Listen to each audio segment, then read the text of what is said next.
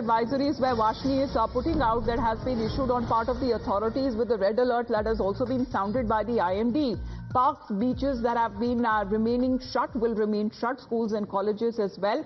And due to the impact of the cyclone itself, many of the coastal regions have witnessed changes in weather with the high tides and also rain. So as far as the positioning of this cyclonic storm is concerned, there has been continuous alerts that are being posted on part of the IMD or the Indian Meteorological Department as well.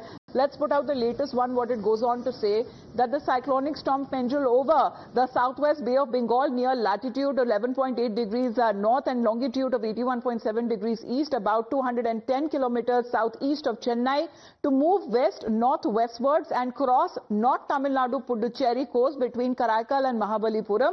Close to Puducherry, a cyclonic storm with a wind speed of 70 to 80 kilometers per hour, gusting to 90 kilometers per hour during the afternoon of 30th of November. This is on it, the information that has been shared by the IMD as the cyclonic storm will be making its landfall today.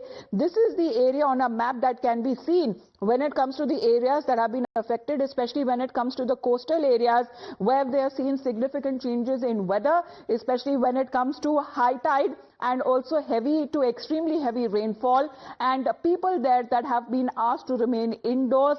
There have been basic necessary arrangements that have been made, especially when it comes to basic amenities like food and water. All of the parks and beaches that have been closed in Chennai as well, and traffic movement in ECR and also in OMR roads will be temporarily stopped in the afternoon when the cyclone makes its landfall. So let's in the meantime also put out more information that the meteorological department has been sharing, especially how the movement and how they have been tracking when it comes to the movement of the cyclone is concerned, saying that due to the impact of the cyclone, many coastal areas have witnessed changes in weather with high tides and rain. And according to the IMD, Cyclone Fenjal will hit the coastal areas when it comes to tomorrow evening. But this is as far as the information with today is concerned. So today is the time when we are looking at the cyclone that is expected to make its landfall. With metro trains, government buses will be operated as usual in Chennai at least. The public, however, has been advised not to come out unless extremely necessary.